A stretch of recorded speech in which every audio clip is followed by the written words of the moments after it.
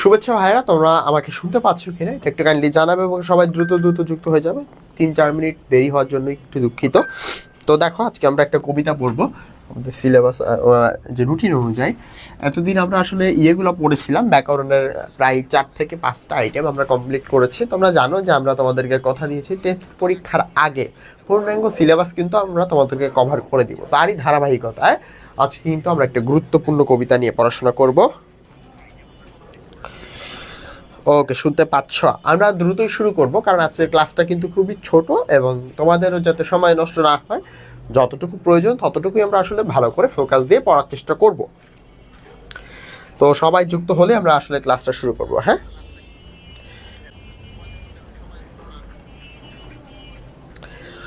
হ্যাঁ ভালো আছি, তোমরা কেমন আছো এটা একটু জানাও। ওকে,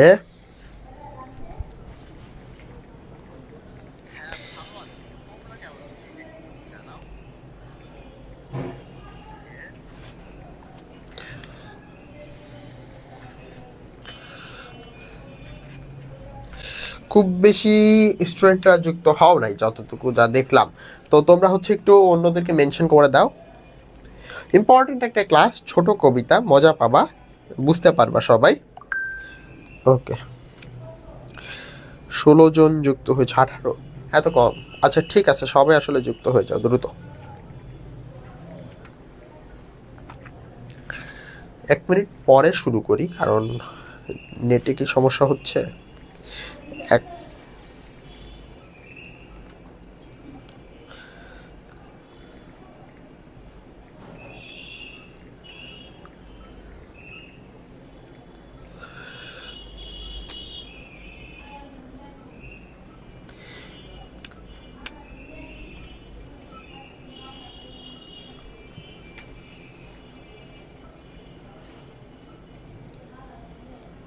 আচ্ছা ঠিক আছে, পাশে লিখে দিব, সমস্যা নাই।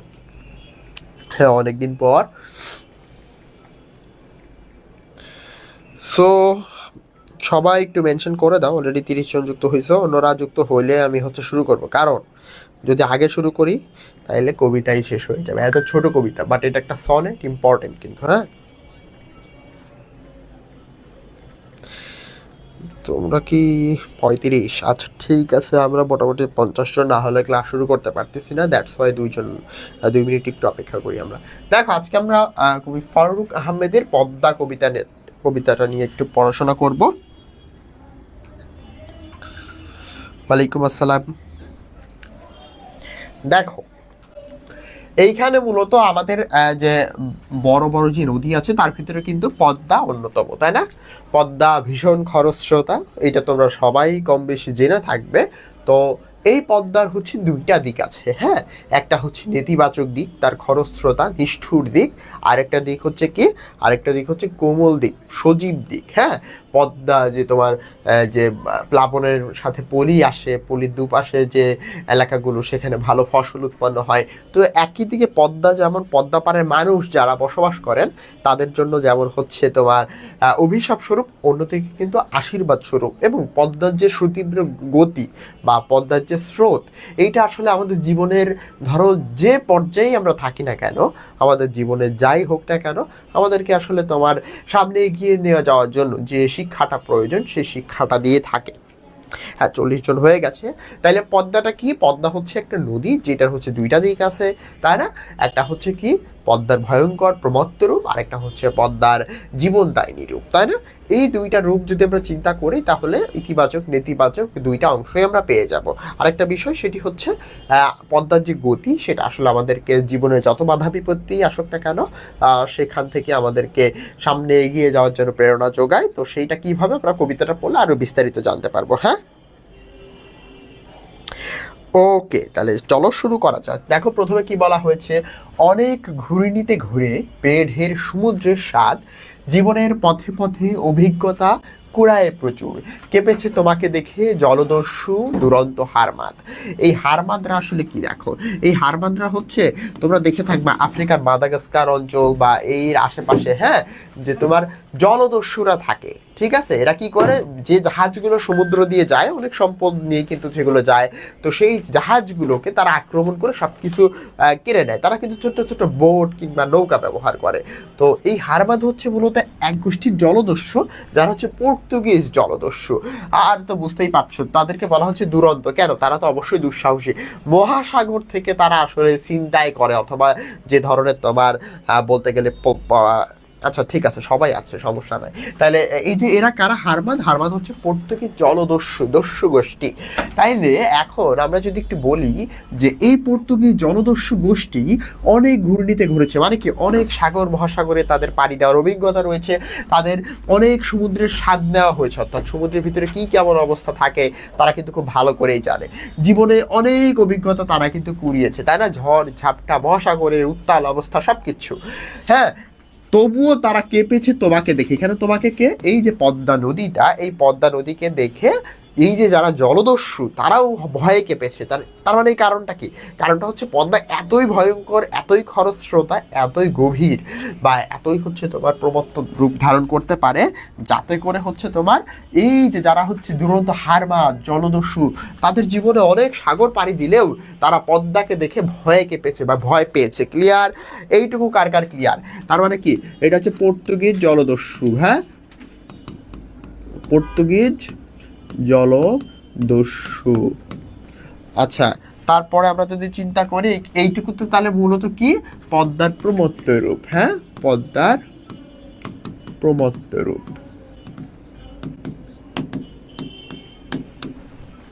আচ্ছা, দেখো এইটুকুতে কারো কোনো সমস্যা আছে কিনা বুঝতে পেরেছো? আমাকে একটু জানাও। যদি কারো কোনো সমস্যা না থাকে তো পরের অংশে যাবো।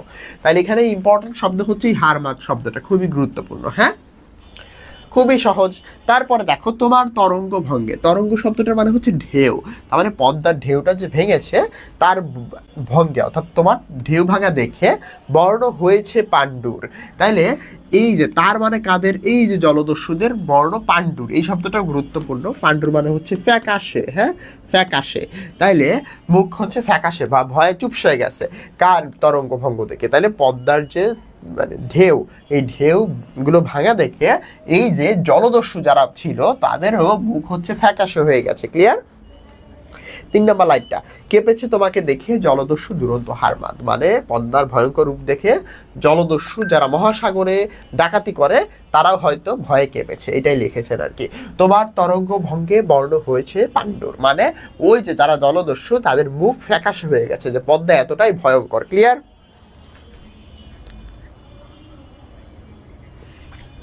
হ্যাঁ, তাহলে এর পরের অংশ আমরা দেখলাম যে এটাও এর সাথে কানেক্টেড। এরপরে দেখো, এরপর আরেকটা ব্যাপার দেখো, সংগ্রামী মানুষ। তার মানে কি, পদ্মার 2-3 মানুষজনকে বলা হচ্ছে সংগ্রামী মানুষ। কেন সংগ্রামী মানুষ বলা হচ্ছে? কারণ তারা কিন্তু এই পদ্মার প্রতিকূলতার সাথে, হ্যাঁ, তোমার প্রতিরোধ করেই এরা কিন্তু আসলে বেঁচে থাকে এবং ফসল ফলায় এবং তাদের জীবিকা নির্বাহ করে। কেউ মাছ ধরে, 2 তীরে চালায় লাঙল। তাহলে কি করতেছে? পদ্মার তীরে যারা সংগ্রামী মানুষ তারা এই পদ্মার 2 তীরে কি করতেছে? হচ্ছে তোমার লাঙল চালিয়ে ফসল উৎপাদনের চেষ্টা করে, এবং কঠিন শ্রমের ফল হিসেবে কি পেয়েছে? এটা কিন্তু এমসিকিউতে আসবে। শস্য দানা পেয়েছে প্রচুর। তাইলে এখন ব্যাপারটা আরেকটা পজিটিভ দিক, কিন্তু জীবনদায়িনী দিক রূপ, যে সংগ্রামী মানুষ তবু 2 তীরে চালায় লাঙল, কঠিন শ্রমের ফল শস্য দানা পেয়েছে প্রচুর। তার মানে পদ্মার 2 তীরের যে সংগ্রামী মানুষজন তারা আসলে কি করেছেন? তারা মূলত তোমার চাষবাস করে অনেক ফসল পেয়েছেন। কারণ পদ্মার যে 2 তীরে সেই অঞ্চলগুলো কিন্তু খুবই উর্বর, কারণ পলি বিধৌত নদী। হ্যাঁ, হ্যাঁ, ভর্তি হয়েছে 1000, তার ভিতরে ফেল করবে 500 জন। এটা আমার কথা না, এটা পরিসংখ্যানের কথা। ঠিক আছে? এবার এইচএসসি পরীক্ষাতে পাশের হার ছিল ওরকম 58। হ্যাঁ, তার মানে ওই তো মোটামুটি 400-500 জন ফেল করবে। তো তাদের কথা কেন তুমি ধরবা বলো? আর কেউ 3.2 পয়েন্টের ছড়াছড়ি। ঠিক আছে? তো তারা আছে 300 জন, এ প্লাস পাবে ওই 70-80 জনই। ঠিক আছে? তো এই জন্যই তোমরা 60 জন ক্লাস করতেছো, এইটাই হচ্ছে ব্যাখ্যা। 60 জন কেন করতেছো? কারণ 400-তে 500 পোলাপান ফেল করবে। হ্যাঁ, আবার পাশাপাশি হচ্ছে কি তোমার 200 থেকে 300 জন 3 পয়েন্ট পাবে। হ্যাঁ, আর হচ্ছে এ প্লাস বা 4.5-এর ওপরে পাবে খুব কম এই সংখ্যায়। এটা পরিসংখ্যানের কথা, আমার কথা না। আমি চাই তোমরা সবাই ভালো করো, কিন্তু বাস্তবতা এটাই। এবং এই বাস্তবতা সামনের দিনগুলোতে আরো প্রখর হবে, আরো প্রকট হবে, বুঝতে পারছো? না করা লাগবে না নূর নাফিসা। আচ্ছা একটু আস্তে কথা বলেন। ওকে আস্তেই কথা বলতেছি। হ্যাঁ ঠান্ডা লাগছে, ঠিক আছে, এই কারণে ভয়েস একটু চেঞ্জ, বাট কোনো ব্যাপার না, পড়াশোনা বুঝতে পারবা সেভাবে বলতেছি। হ্যাঁ, উর্বর তোমার চরে ফলায়েছে পর্যাপ্ত ফসল। তার মানে কি, এই যে সংগ্রামী মানুষজনরা, পদ্মার চর তো সবাই চিনো তাই না, ওই যে মাঝখানে যে ছোট্ট ছোট দ্বীপের মতো গড়ে ওঠে, বা দুই তীরে চর বা পাহাড় যাই বলো না কেন, অর্থাৎ নদীর মাঝখানে যে চরগুলো জেগে ওঠে, এই নদীর মাঝখানে তোমরা যারা একটু ভ্রমণ করেছিল নদী পথে, তারা দেখবে এরকম চর মতো থাকে। হ্যাঁ, আচ্ছা, তাহলে উর্বর তোমার চরে ফলায়েছে পর্যাপ্ত ফসল। উর্বর অর্থাৎ কি, এই যে ফলিবিদ হতো তাই না, পদ্মার যে চরগুলোতে পর্যাপ্ত ফসল কিন্তু তারা পেয়েছে। জীবন মৃত্যুর দ্বন্দ্বে নিঃসংশয় নির্ভীক জওয়ান, সবুজের সমারোহে জীবনের পেয়েছে সম্বল। এই দুইটা লাইন আমাদেরকে একটু বুঝতে হবে। তো দেখো, জীবন মৃত্যু দ্বন্দ্বে নিঃসংশয় মানে কি, এখন ব্যাপারটা হচ্ছে যে তারা জীবন মৃত্যুর দ্বন্দ্ব, মানে তারা রিস্ক নিচ্ছে, হাই রিস্ক তাই না, হাই রিস্ক নিচ্ছে। এরা আসলে এই যে মারা যাবো না বাঁচবো, এই বিষয় নিয়ে তাদের ভিতরে কোনো ভয় ডর সংশয় নাই। হ্যাঁ, রিস্ক নিচ্ছে, যে পদ্মার তীরে তারা বসবাস করতেছে, যে কোনো সময় তাদের নদীর ভাঙনের সব কিছু মিলিয়ে যেতে পারে, ঝড় উঠে সব কিছু তলিয়ে যেতে পারে, তাদের গবাদি পশু সব ভেসে যেতে পারে। তাইলে তারা হচ্ছে জীবন মৃত্যুর দ্বন্দ্বে নিঃসংশয়। তার মানে কি, জীবন মৃত্যু নিয়ে তাদের কোনো সংশয় বা তাদের কোনো ভিতরে যে আক্ষেপ বা ভিতরে একদম তারা একদম ওকে ওকে টু স্ট্রাগল। হ্যাঁ, এরকম একটা ব্যাপার স্যাপার, যে তারা জীবন মৃত্যুর দ্বন্দ্ব, অর্থাৎ বাঁচি না না মরি, এগুলো নিয়ে তাদের কোনো সংশয় দ্বিধা পিছু টান এসব কিছু নাই।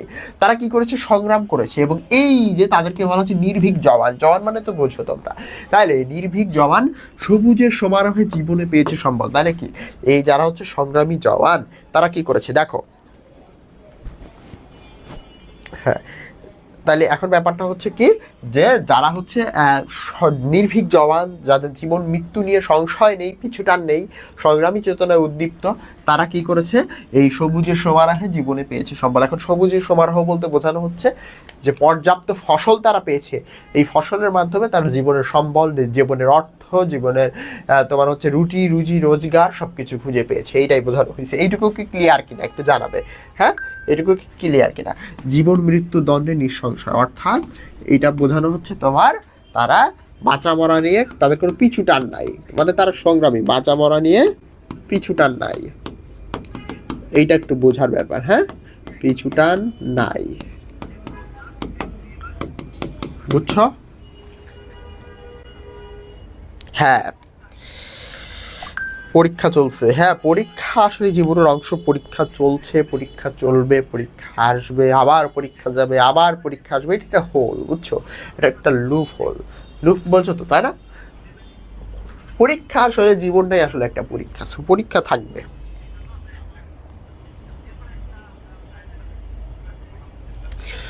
এই কবিতা তো ছোট, তোমাদের আছে নেট প্রবলেম। আচ্ছা ঠিক আছে, পরবর্তীতে করার সুযোগ আছে ক্লাস, সো প্যারা নিও না তোমরা। দেখো, বর্ষায় তোমার স্রোতে ভেসে গেছে সাজানো বাগান। এটা হতে পারে ফসলের বাগান, ফুলের বাগান, যা কিছু কিনা, তবে মূলত ফসলের বাগানকেই বোঝানো হয়। বর্ষায় মানে যখন হচ্ছে বৃষ্টিপাত হয়, তখন কিন্তু পদ্মার পানি এবং স্রোত অনেক বেশি থাকে। তাইলে এই যে স্রোতে ভেসে গেছে সাজানো বাগান, তারপরে দেখো অসংখ্য জীবন, অনেক মানুষ যারা মাছ ধরতে গিয়ে হোক, নদী ভাঙনে হোক, অনেক মানুষ আসলে পদ্মায় যারা পড়েছে, তারা আসলে আগেকার পদ্মা কিন্তু আরো ভয়ঙ্কর রূপ ছিল, ঠিক আছে, অসংখ্য জীবন আসলে কিন্তু পদ্মায় ভেসে গেছে। আর জীবনের অজস্র সম্ভার, এখানে সম্ভার মানে কি, জীবনে আমরা যেগুলো নিয়ে বাঁচি, অজস্র সম্ভার, মনে করো মাঝি নৌকা, ঠিক আছে, মাঝি হচ্ছে নৌকা।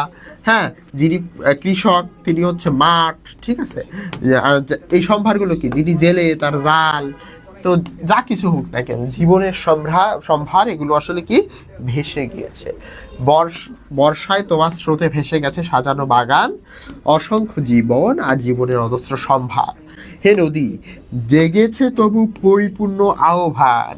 এই তো, এইখানে বুঝতে হবে যে পদ্মা, এরা বলতে চাচ্ছে যে পদ্মাটা হচ্ছে তোমার সবকিছু ভেঙে চুরে চুরমার করে দেয় প্রমত্ত রূপ, কিন্তু তবুও কি পরিপূর্ণ আহ্বান, মানে কি আমাদের ভিতরে পদ্মায় আমাদেরকে একটা শিক্ষা দেয়, একটা আহ্বান জানায়।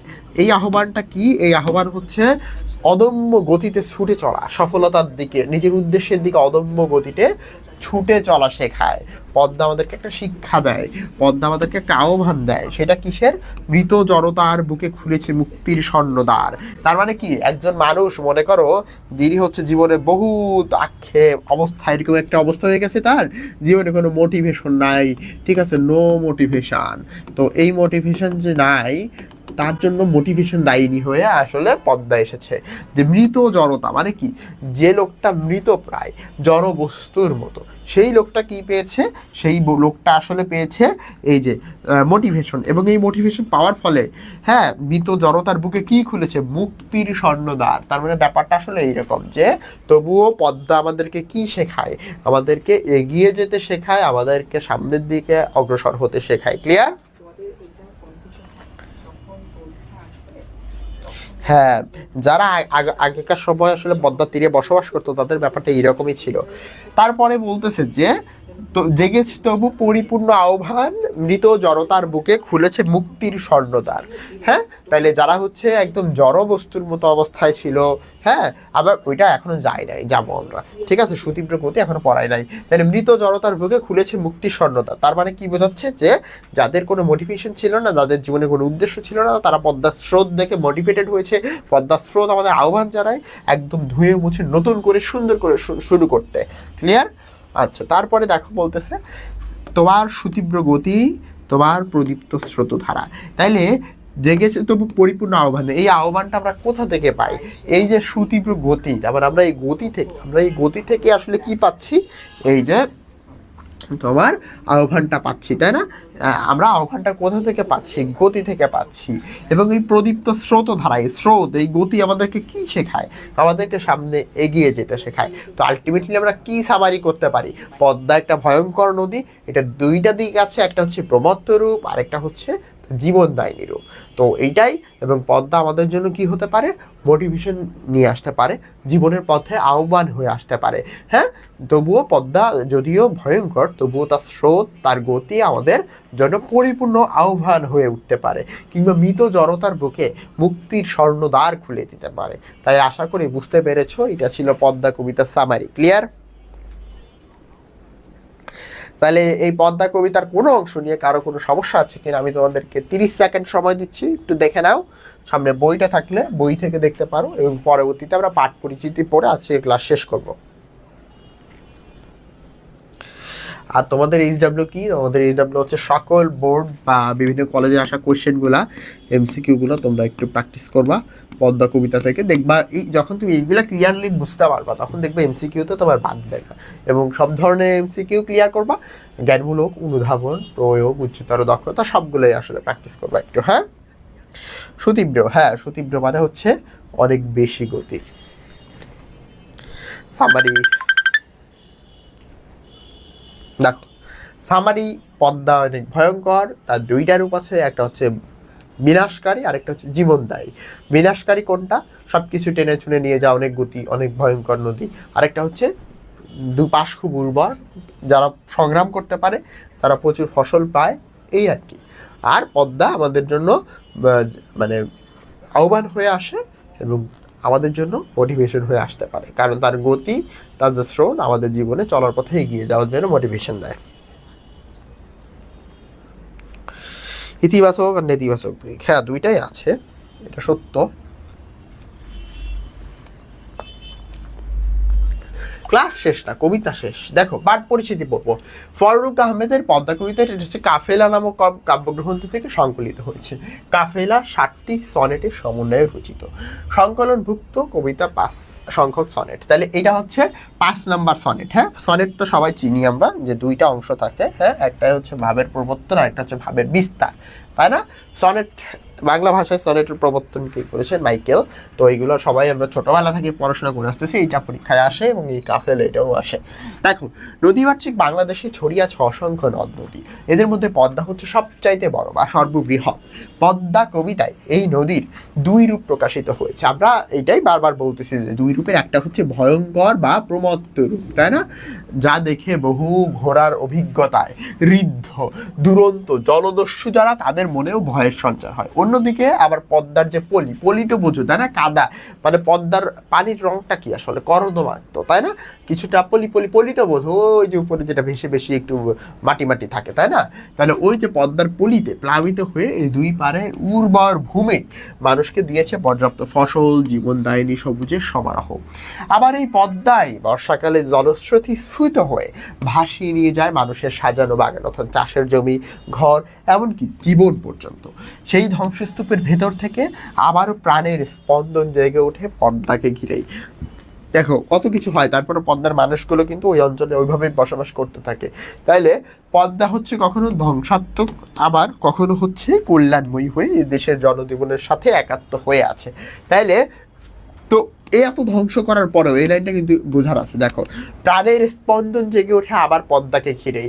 এই ধ্বংস হয়তো পদ্মা করে দেয়, কিন্তু একই সাথে আবার পদ্মা কিন্তু আমাদের জীবনদায়িনী হিসেবে কাজ করতে পারে, আবার নিজেদেরকে নতুন করে শুরু করার জন্য আসলে একটা মোটিভেশন হয়ে আবির্ভূত হতে পারে।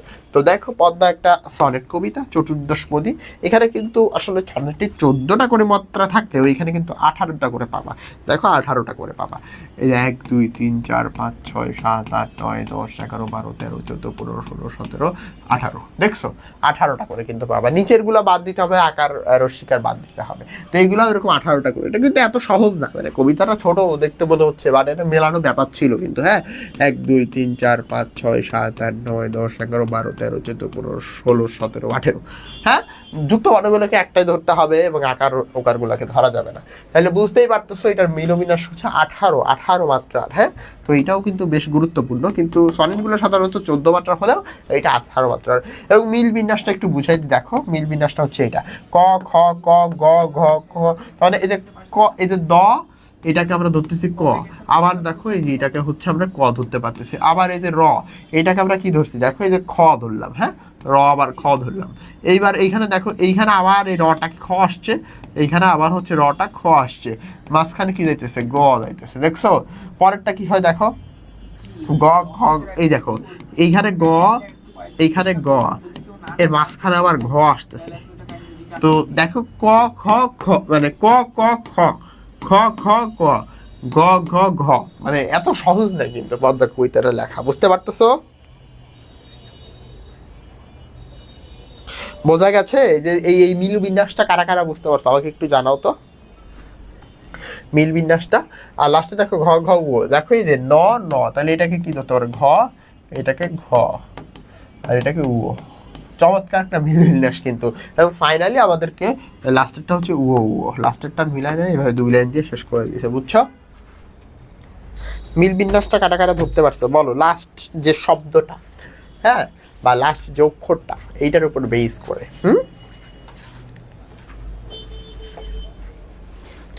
আরেকবার, তো দেখো ওই যে লাস্টে দ আছে, দ কে আমরা ধরতেছি ক, এই দ আবার ফিরে আসছে ক, মাঝখানে র কে ধরতেছি খ, দেখো এই খ আবার খ, র র, এই খ খ, আবার ল কে গ ধরতেছি, এই গ আবার ফিরে আসছে, দেখো দুইটা ল, তাহলে গ আর গ, মাঝখানে হচ্ছে ঘ। এইভাবে করে মিল বিন্যাসটা আগাইছে পদ্মা কবিতার, বুঝছো? হ্যাঁ, মিল বিন্যাসটা খুবই সহজ, ভালো করে দেখো, মিল বিন্যাসটা খুবই সহজ। এবং এইটাই হচ্ছে আমাদের শেষ টপিক। দেখো, দ হচ্ছে ক, এই দ হচ্ছে ক, কিন্তু আমরা র আসে না মাঝখানে, এটাকে আমরা খ ধরি। দেখো এই খ আবার ফিরে আসতেছে, এই যে খ, এই যে খ, এই যে এরপরে এই লটাকে আমরা আবার গ ধরতে পারি, তাই না।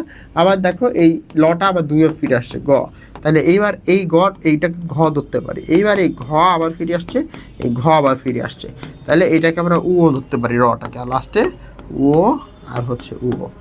আবার বুঝাই দিলাম, ক্লিয়ার? তো পদ্মা কবিতা দিয়ে তোমরা প্র্যাকটিস করবা, ঠিক আছে? এইটাই পদ্মা কবিতার ক্লাস শেষ। ছোট্ট একটা কবিতা কিন্তু চমৎকার, চমৎকার মিলবিন্যাস। হ্যাঁ, সনেট পড়ে ফেললাম আমরা, একটা সিলেবাসের অন্তর্ভুক্ত। তো আজকে এই পর্যন্ত থেকেই আসলে আমরা শেষ করছি। না, আজকে একটা কবিতাই, তোমাদের যে রুটিন একটাই দেওয়া আছে, ঠিক আছে? কোনটা মাথার উপর দিয়ে গেল? খুবই সহজ, খুবই সহজ। তুমি লাস্টের ইয়াটা দেখবা ভাই, লাস্টে দেখো এটা আবার কাজ করতেছে। লাস্টেরটা দ আছে না, এই দকে ধরো দ ইজ ইকাল টু ক, তাহলে এই ক আবার লাস্টে এটারও দ আছে, তাহলে এটারও ক ধরতে পারো। মাঝখানে একটা র আছে, তাহলে এটা তো আর ক না, তাহলে এটাকে আমরা খ ধরি। এই র আবার দেখো এখানে খ, খ এই যে খ ধরছিলাম, তাহলে এটা আবার খ আসতেছে লাস্টটা, এই গ নাম্বার এটাকে আমরা গ ধরতে পারি। এইভাবে করে বুঝছো, লাস্টের শব্দ তুমি ক খ ধরো আর কি, দেখবে একই রকম আসতেছে। বুঝছো?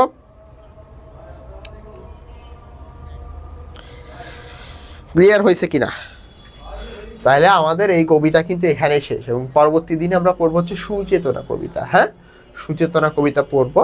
তো তত সময় তোমরা ভালো থাকবা, প্রচুর প্র্যাকটিস করো, এইটা নিয়ে পড়াশোনা করো। তো ধন্যবাদ সবাইকে। ওকে, সামারি করে দেন ভাইয়া, লেট করে আসছি, একদম ক্লাস শেষ হয়ে গেছে। বুঝছা, তুমি ওইটা ক্লাসটা আবার শুরু থেকে দেখো। শেষবারে কবিতাটা আরেকবার পড়া যাবে কিনা? কবিতাটাতে আসলে দুইটা দিক, একটা হচ্ছে ভয়ঙ্কর দিক, আরেকটা হচ্ছে তোমার কি জীবনদায়িনী দিক। পদ্মাকে দেখে সবাই ভয় পায়, হ্যাঁ, পদ্মা সবকিছু ভাসিয়ে নিয়ে যায়, অপর দিকে তবুও পদ্মার যে গতি সেটা আমাদের পরিপূর্ণ জীবনের প্রতি আহ্বান জানায়। সুন্দর গতি বা তার যে প্রদীপ্ত স্রোতধারা, সেটা আমাদের চলার পথের অনুপ্রেরণা হিসেবে থাকে। ক্লিয়ার? কেমনে কি লাস্টে দ, এটাকে ক ধরো, আবার 3 নম্বর লাইনে ক দ আছে, তাহলে এটা ক, মাঝখানেরটা র আছে, তাহলে ওটাকে খ ধরো, আবার ওই র চতুর্থ লাইনে র আছে, তাহলে এটা খ, পঞ্চম লাইনে র আছে, এটাকে খ ধরো। আর কেমনে কি আমি তোমার বইলে দিই ভাই, এইটা নিয়ে আসলে এত ভয় পাওয়ার কিছু নাই। দেখো, ক হচ্ছে দ, ঠিক আছে, র হচ্ছে মানে খ হচ্ছে র, এগুলো লিখে দিতেছি দেখো। তারপরে ল, ল হচ্ছে গ, ঠিক আছে। এবার ন হচ্ছে ঘ, আর ও হচ্ছে তোমার র। এর থেকে আর সহজ করে পড়ানো সম্ভব না। এই যে লিখে দিচ্ছি দেখো।